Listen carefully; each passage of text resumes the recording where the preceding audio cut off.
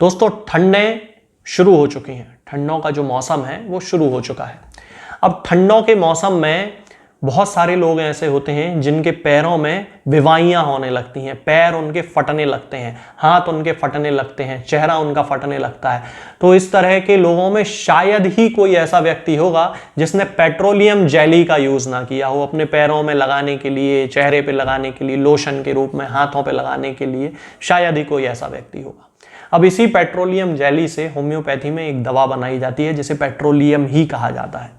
तो इस तरह की समस्याओं में हम पेट्रोलियम को इंटरनली भी यूज़ कर सकते हैं। उसके सिम्टम्स क्या क्या होंगे वो मैं अभी आपको वीडियो में बताऊंगा कि इस तरह का जो व्यक्ति होता है, यानी कि पेट्रोलियम का जो पेशेंट होता है, उसको ठंडे आने से, सर्दी का मौसम आने से, ठंडों का मौसम आने से उसकी बीमारियां बढ़ने लगती हैं। मान लीजिए कोई पेशेंट है और उसे एक्जिमा है, बहुत भयानक वाला एक्जिमा है, छोटी छोटी फुंसियां पड़ती हैं, खुजली चलने लगती है, खून निकलने लगता है, यदि खुजा दे तो स्क्रैचिंग करने से खून निकलने लगता है।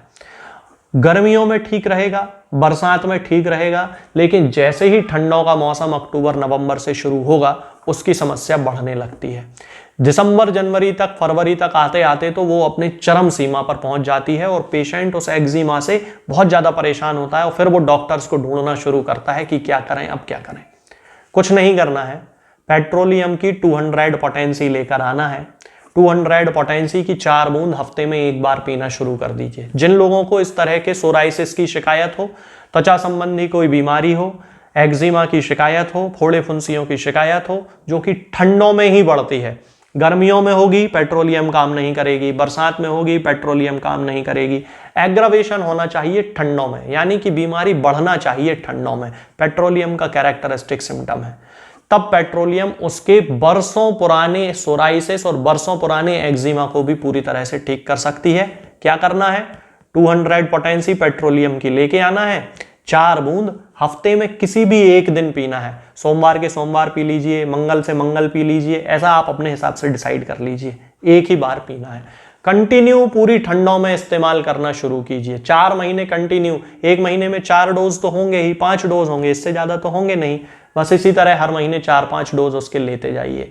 धीरे धीरे आपकी ये जो समस्या है समय जरूर लेगी ठीक होने में, यदि बहुत ज्यादा पुरानी है। अब ऐसा ना सोचें कि 15 साल पुरानी कोई बीमारी थी, डॉक्टर साहब ने बोला था 4 डोज पी लेना ठीक हो जाओगे, बिल्कुल नहीं होने वाले।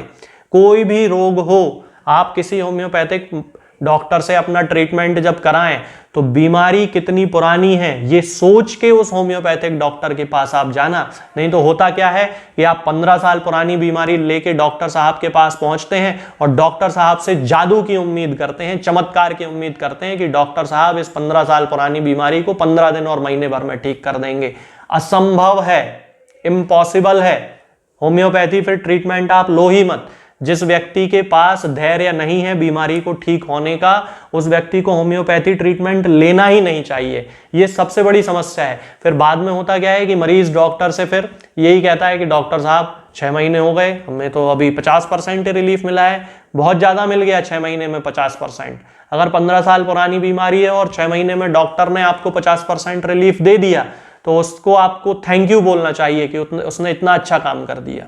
ऐसे ही त्वचा संबंधी बीमारी में भी यदि आपकी पुरानी बीमारी है, बहुत लंबा समय हो चुका है, तो 200 पोटेंसी को लेना शुरू कीजिए। धीरे धीरे आपका जो शरीर है वो इंटरनली हील होगा और जब इंटरनल हील होने लगेगा तो आपकी ऊपर से जो समस्या है वो भी पूरी तरह से खत्म हो जाएगी।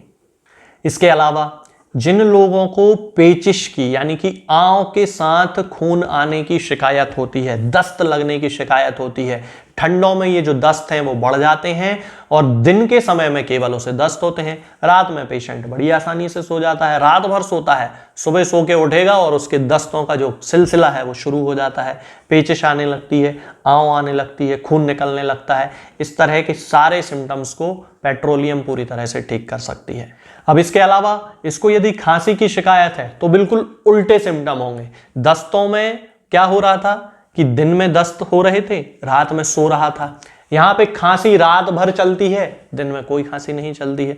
यानी कि जब व्यक्ति को सोने का टाइम होता है खांसी चलना शुरू हो जाती है, खांसी के कारण उसे नींद नहीं आती है और दिन भर उसे खांसी नहीं चलती है और उसे काम पे जाना है। तो इस तरह का यदि कोई सिम्टम है तो फिर पेट्रोलियम का यूज करना है। 200 पोटेंसी की 4 बूंद हर दिन उसे देना शुरू कीजिए 5 दिन तक, और फिर 5 दिन बाद उसको बंद कर दीजिए। उसके आगे यदि जरूरत पड़ती है तो किसी होम्योपैथिक डॉक्टर से संपर्क करके आप उसका डोज एडजस्ट करवा सकते हैं। ऐसा ही दस्तों के केस में भी होगा कि 200 पोटेंसी की 4 बूंद हर दिन देना है 5 दिन तक। यदि उससे ठीक हो जाता है तो आगे बंद कर दीजिए। यदि ऐसा लगता है कि कम तो हुआ है, 50% कम हो गया है, तो फिर किसी नजदीकी होम्योपैथिक चिकित्सक से संपर्क कर लीजिए कि आगे के डोज को किस तरह से हम एडजस्ट कर लें। इसके अलावा बहुत सारे लोग ऐसे होते हैं जिनको कि खाना खाने के बाद पेट में दर्द होने लगता है, मरोड़ जैसा दर्द होता है, बहुत तेज दर्द होने लगता है, पेशेंट से बैठते नहीं बनता है। तो जिन लोगों को खाना खाने के बाद पेट में दर्द होता है उन लोगों को 2 मेडिसिन हमेशा अपने पास रखना चाहिए।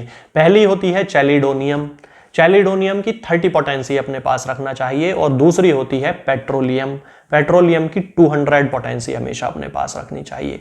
तो खाना खाने के बाद यदि पेट दुख रहा है तो चैलिडोनियम की 30 पोटेंसी की 4 बूंद एक बार पीना शुरू कर दीजिए हर दिन। यदि उससे ठीक नहीं होता है चैलिडोनियम से तो फिर पेट्रोलियम की 200 पोटेंसी की 4 बूंद हफ्ते में एक बार पीजिए। यहां पे आप ध्यान दें कि मैं जब भी किसी बीमारी के लिए उसके डोज और उसकी पोटेंसी बताता हूं तो हर जगह अलग अलग बताता हूं। क्यों?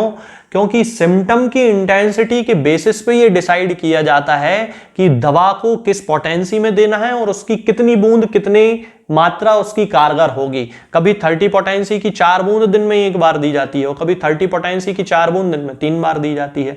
तो ये मरीज के लक्षणों पर निर्भर करता है कि उसके लक्षणों की तीव्रता कितनी ज्यादा है।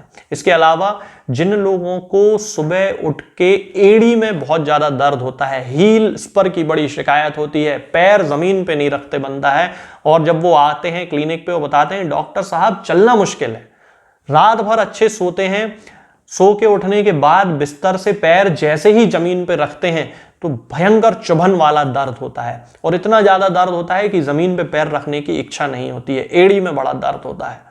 तो पेट्रोलियम उनकी मेडिसिन है, चाहे बुजुर्ग हो, बच्चा हो, एडल्ट हो, महिला हो, पुरुष हो, किसी को भी अगर इस तरह का कोई सिम्टम है तो पेट्रोलियम 200 पोटेंसी में दे दीजिए। हफ्ते में एक बार केवल 4 बूंद पिलाना है।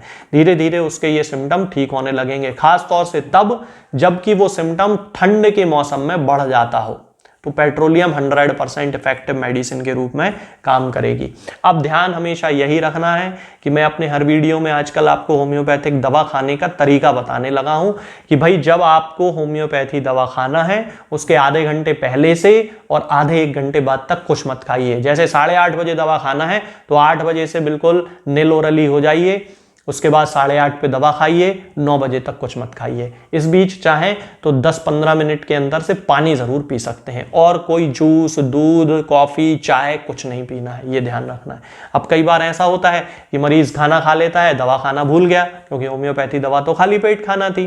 तो अब क्या करना है कि होम्योपैथी दवा को खाना खाने के 2 से 2.5 घंटे बाद आप खा लीजिए।